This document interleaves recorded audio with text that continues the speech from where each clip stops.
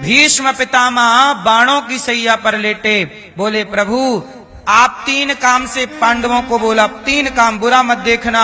तब द्रौपदी हंस पड़ी, पितामह जब भरी सभा में मेरी साड़ी उतर रही थी तब तो आप बैठे थे, आपने क्यों नहीं रोका?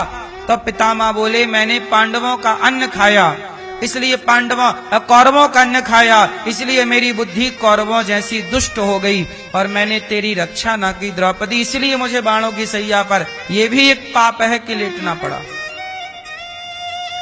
भीष्म पितामह जब भरी सभा में द्रौपदी पुकारती रही, बचाओ बचाओ, उस समय पितामह ने क्यों नहीं बचाया द्रौपदी को?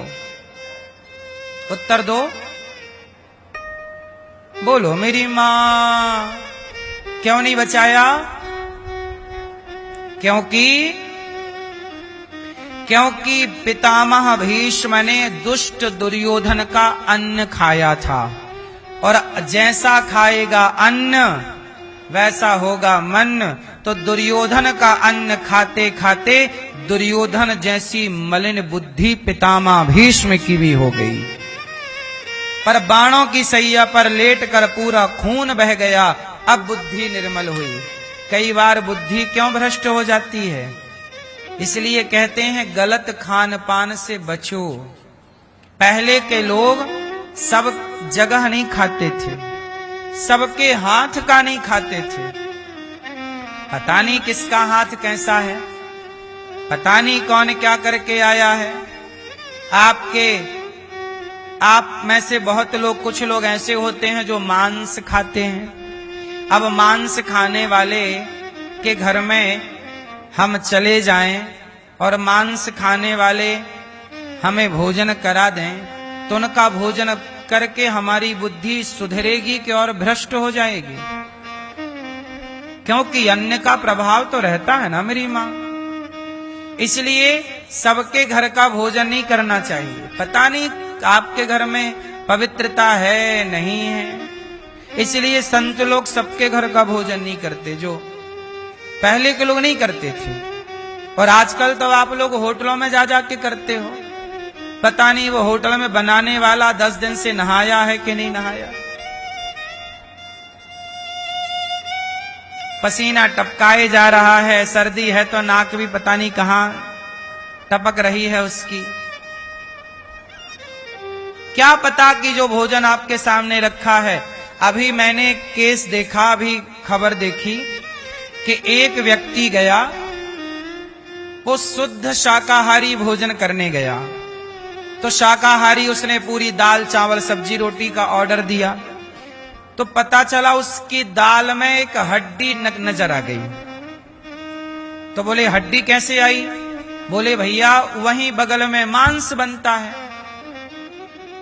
अब एक ही रसोई में वो लोग मांस भी बनाते हैं, उसी बर्तन से मांस बना के दे दिया, फिर उसी में दाल तुम्हें फ्राई करके दे दी, तो थोड़ी बहुत हड्डी वड्डी रह गई। और तुम बोल रहे हो हम तो शाकाहारी खा के आए हैं। कौन सी आज होटलें हैं जहां मांस नहीं बन रहा? बहुत ना के बराबर। बोलो हाँ, सही है ना ये बात? इसलिए मेरी मां अपनी जिह्वा पर थोड़ा कंट्रोल क्यों नहीं करते? बाहर के लिए काहे लपलपाती रहती है तुम्हारी जिह्वा? घर की दाल रोटी खा के क्यों नहीं आप स्वस्थ रहना चाहते? क्यों बाहर का खाते हो? घर का खाओ, माँ के हाथ का खाओ, पत्नी के हाथ का खाओ। आजकल कुछ पत्नियां बनाती ही नहीं है, बोले तो बनवा लो, तुम ही मंगवा लो। पति भी क्या करे? लोग अपने कर्तव्यों से भटक गए ना मेरी मां। स्त्री जब तक गृहिणी बनकर के सुंदर सुंदर व्यंजन भोजन बनाती थी, तब इस देश में शिवाजी, महाराणा प्रताप, विवेकानंद, तुलसीदास, सूरदास, रैदास जैसे महान लोग पैदा होते थे। आजकल लोग आचार विचार से भटक गए।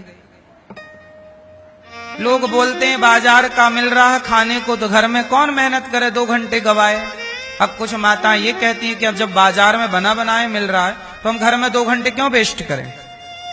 अब जब आपको सही समझना नहीं है तो इस बात का फिर कोई उत्तर नहीं है। इसलिए ये बात भीष्म पितामह कह रहे हैं कि मैंने गलत अन्न खाया, मेरी बुद्धि भ्रष्ट हो गई। इसलिए आप लोगों से प्रार्थना करता हूं, आज के लड़के लड़कियां कम उम्र में, आपको पता है एक सर्वे आया है, कहो तो बता दूं, आज के लड़के और आज की लड़कियां समय के पहले जवान हो रहे हैं। पता है आपको? पहले से आज स्त्रियों को, लड़कियों को जो पीरियड होता है, टाइम होता है, वो पहले की अपेक्षा अब जल्दी आने लग गए हैं। लड़की को पहले यदि 14 साल में, 15 साल में ये टाइम आता था या 13 में आता था, तो अब 1 साल पीछे हो गया है। पता है आपको ये सर्वे क्यों हो गया? खान पान बदल गया। पहले का सात्विक खान पान था, आज समय के पहले लोग जवान हो रहे। पहले के लोगों को ना इतनी उत्तेजना थी ही नहीं। पहले के लोग लिव-इन में इसलिए नहीं रहते थे क्योंकि लिव-इन की जरूरत ही नहीं पड़ती थी, सीधा विवाह करते थे। आजकल विवाह के पहले उनको शरीर इतना उत्तेजित हो जाता है कि जरूरत पड़ने लग जाती है। इसलिए कहता हूं कि खान पान भी इसमें प्रभावी है, रहन सहन, बाहर का वातावरण भी प्रभावित करता है व्यक्ति को। इसलिए कहता हूं कि अपने घर में शुद्ध चीजें बनाओ, अच्छी चीजें खाओ, लंबा स्वस्थ रहना है तो।